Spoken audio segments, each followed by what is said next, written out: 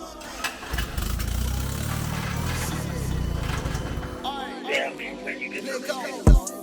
woke up that morning just a stunt. Count a couple up, turn some hundreds in the dust. Oh, I know what you want. We last left off actually getting the front suspension somewhat in with the rack down there. I'm already forgetting what it's called. Getting this stuff mocked up. And now you can see we have installed this traction bar. There's still some mods that need to happen. I probably will need to cut off some parts of this traction bar to get it to fit. Yeah, right over there. And you'll see we'll end up drilling some new holes. We need to cut these radiator supports so this traction bar can come up. But as you can see, this traction bar is sitting on the floor. But all that hard work we did of cleaning the garage was for naught, because as you can see, the garage is a mess once again, but for good reason. You see some engine parts here, you see some headers, you see a head took apart, you see a crank. That is because I was going to build this D15B, which I thought was a JDM block. It probably is a JDM block. It says D15B, no numbers stamped on this block, but piston codes and rod length just don't add up to what I was reading on the internet, which was you can use a D16 rod in these blocks. So I had read that, I ordered some rods, figured out this is probably the wrong setup, the wrong block. So after some time, because it's been some time since the last update, we have here a D16Y8 block. It's already been decked. I got it decked. I got the cylinders overboard to 75.5 or 20 over. You can see I got this block guard in, and I got it tanked. So this thing is ready to start painting. I tried my best. You can see all this black stuff to get this off with a degreaser, but it's not presenting itself as grease. It's more like some paint, some epoxy that they put on before when I bought the block. There's the stamp D16Y8. So yeah, now we took that block off of the stand. We got this one on. We're going to set this block guard in, put this block somewhat back together. I need to shim the oil stuff and all that. But yeah, this is where we are now. All right, we got some King Racing bearings. We got some Vitara pistons and some Speed Factory rods. Get there.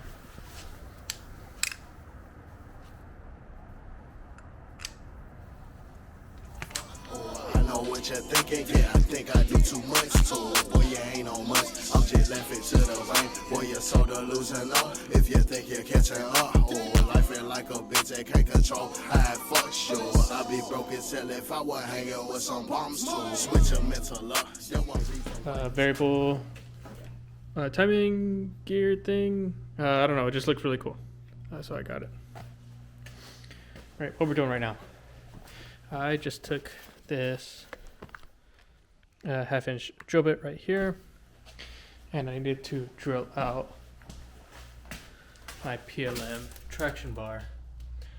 The PLM traction bar uses these stock mounting points right there, where the original toe hooks go, but that's not gonna work for us, right? Because we're going low.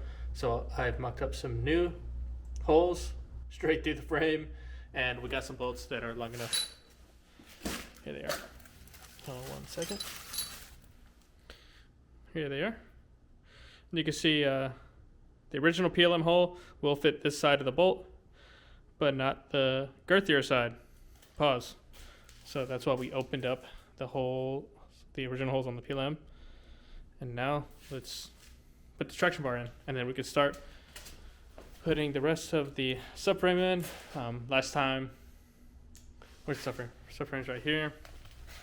Last time the holes weren't completely aligned up, so I couldn't bolt everything up like I wanted to. But I've opened up those holes, and yep, we could throw the subframe in there. I added some more gusset here.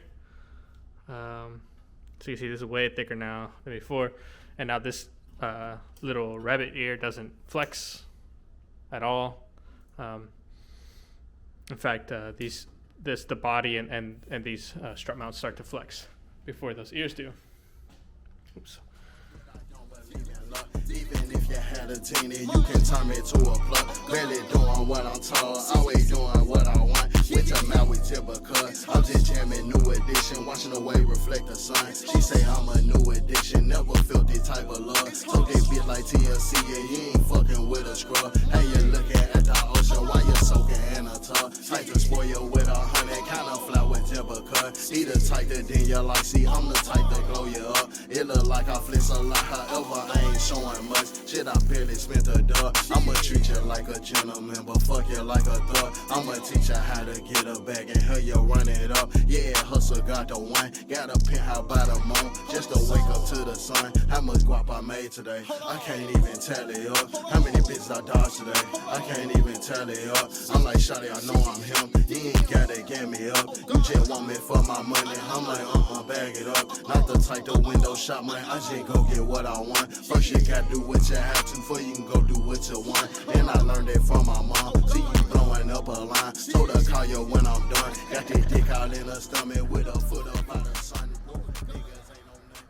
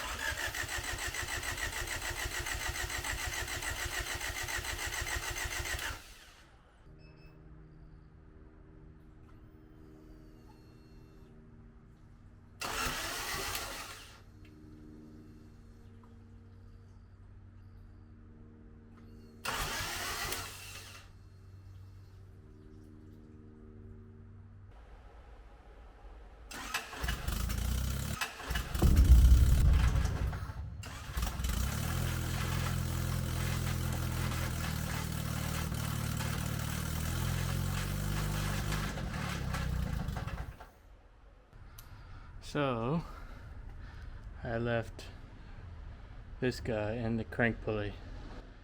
Hopefully that's what the noise was and I didn't blow up my engine.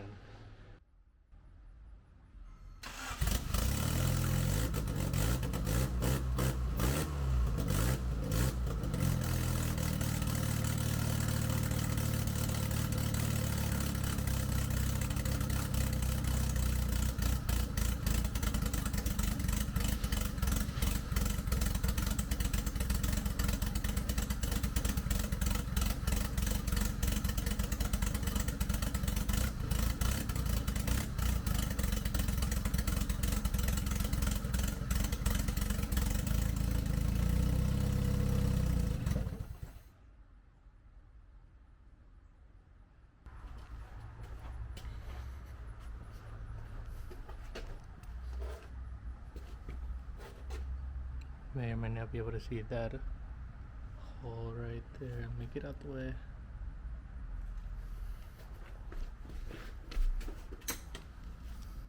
Right, because the engine is raised so high, you can't access the crank pulley. So we got this guy, and so when I was reviewing the footage of that crazy ass noise, I saw some things fly off the engine, and I was like, maybe the idler wasn't torqued down or something, and idler or something else spun off. When I was checking the time, I said, no, everything's there.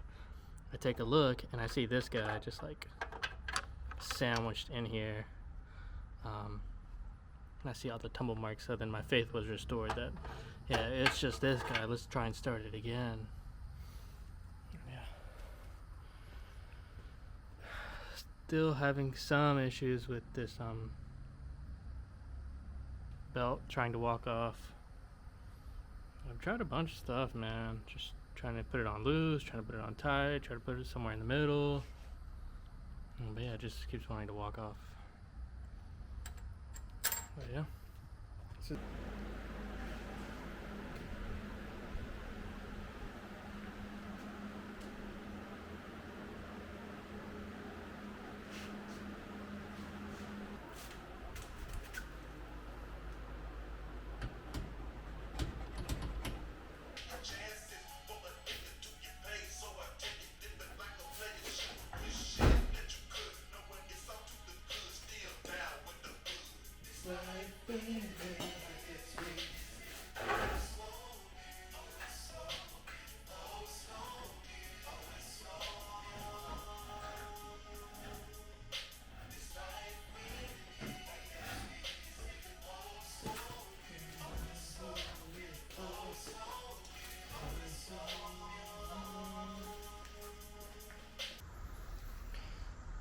Okay,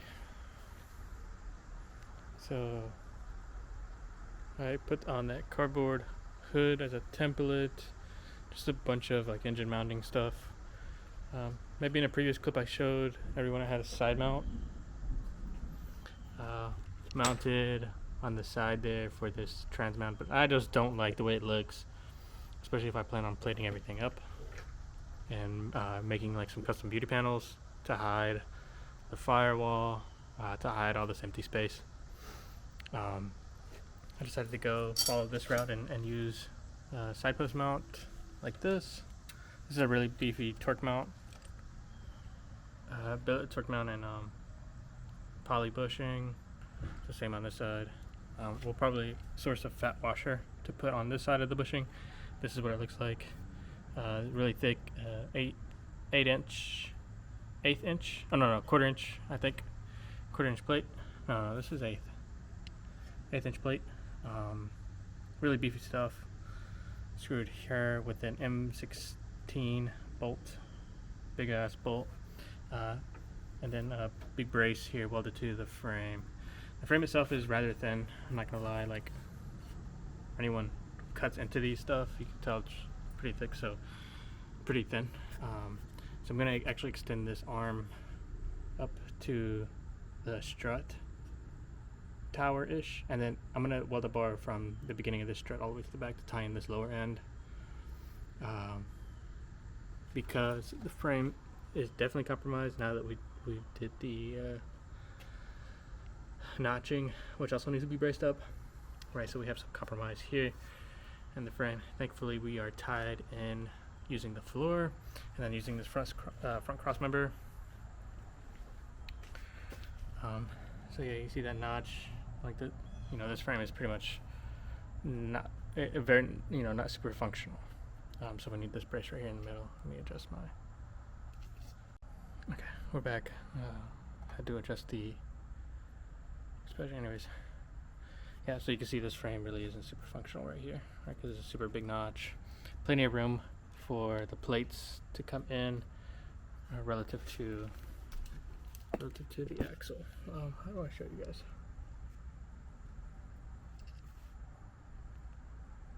Yeah, you can see lots of room here. Put a nice big plate. One thing that I've been working on is this axle bind. At a part of my axle, you can see right there the shiny part. I did have a bunch of axle bind on this fork, and I bet if I tilt the fork in a way, you'll actually see where I was revving.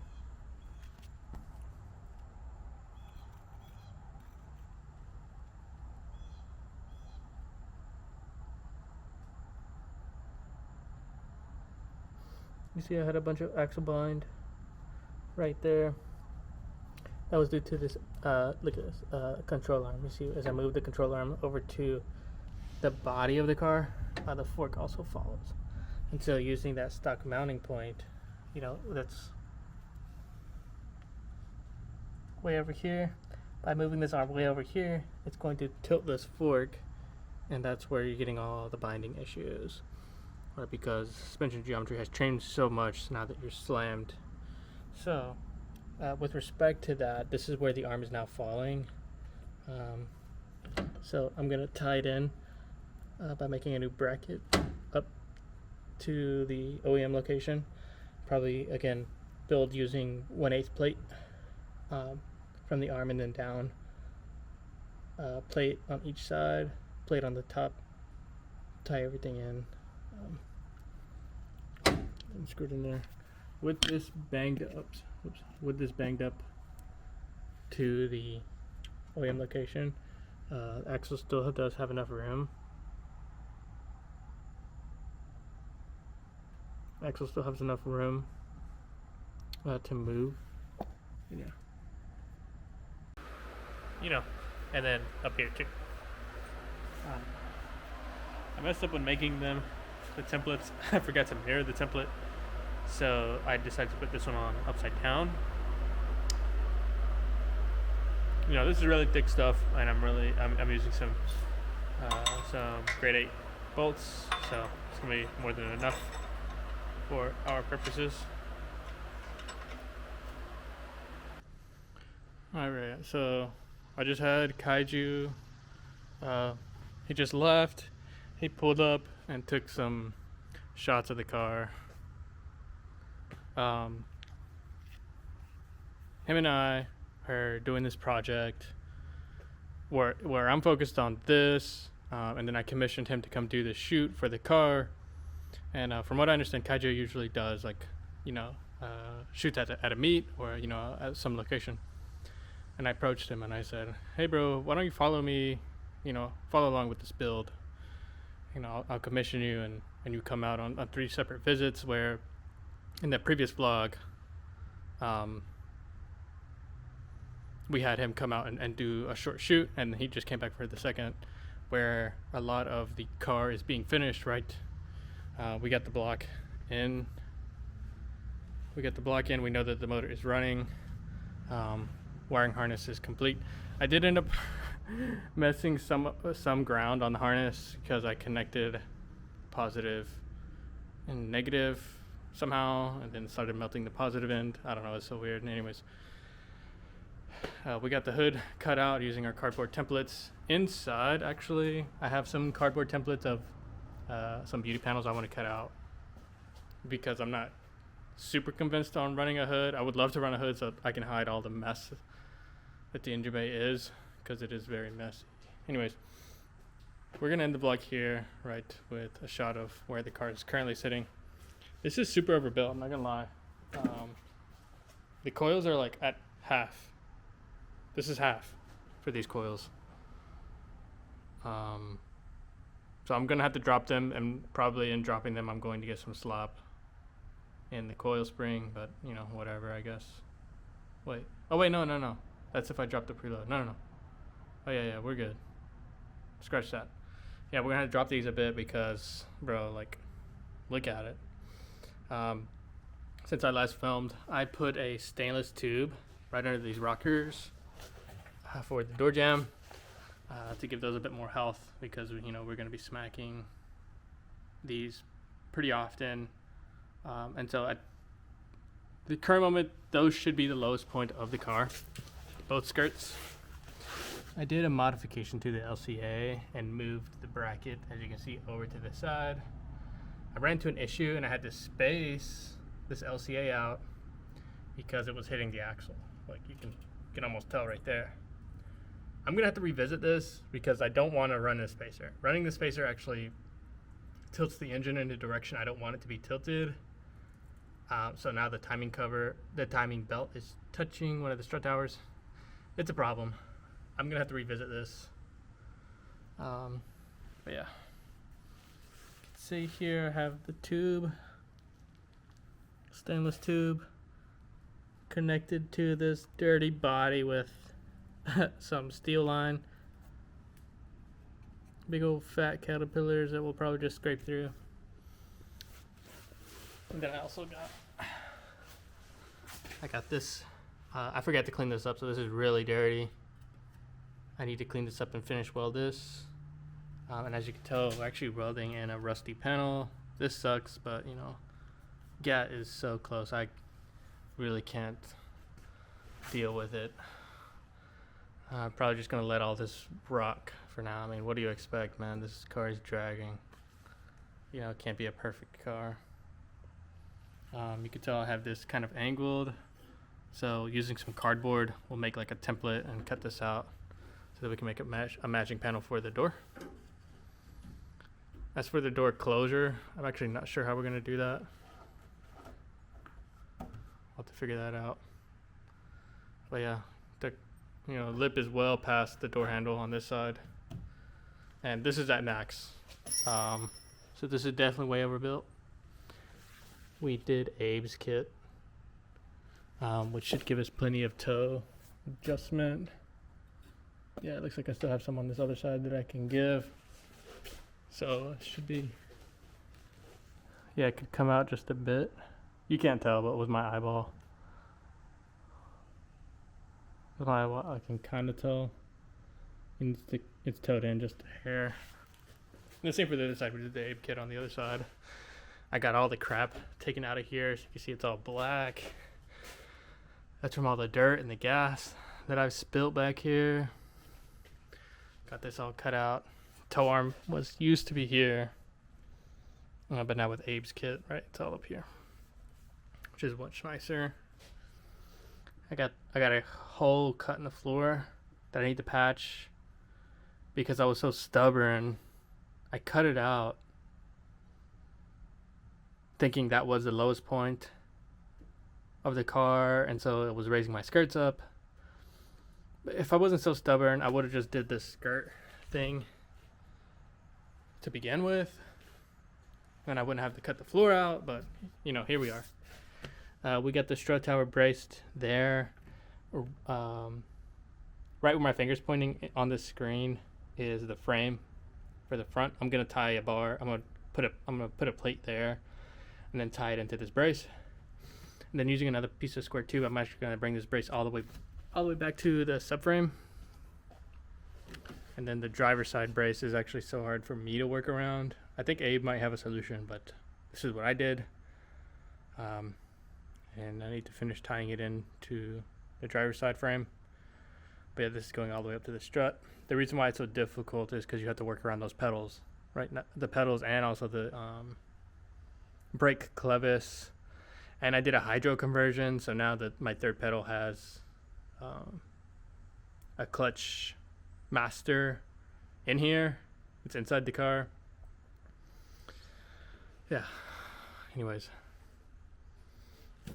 A lot of stuff still to figure out. We know that the motor's running. The shifter is not in. Get under here and show you. The shifter. I mean, hopefully that's showing you. Yeah, there we go. The shifter's not in. The shifter should clear. I need to build something custom.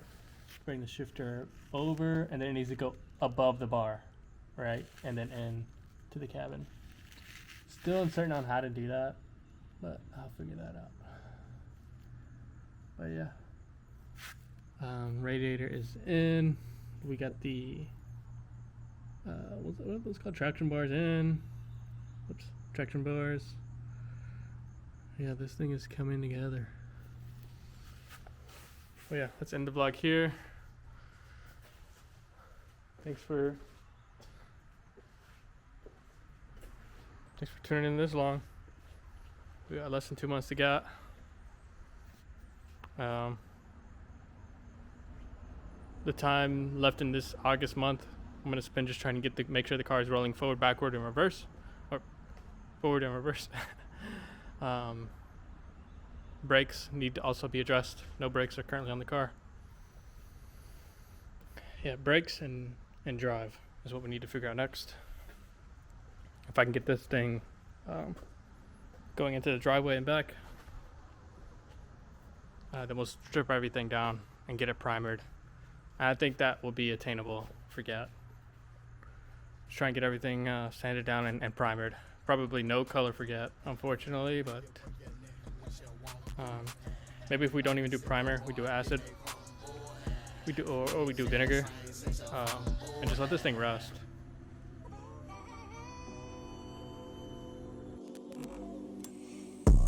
I woke up that morning just a stunt. Count a couple up, turn some hundreds in the dust. Or I know what you want, you want me to give a fuck. Or I know what you're thinking, yeah, I think I do too much too.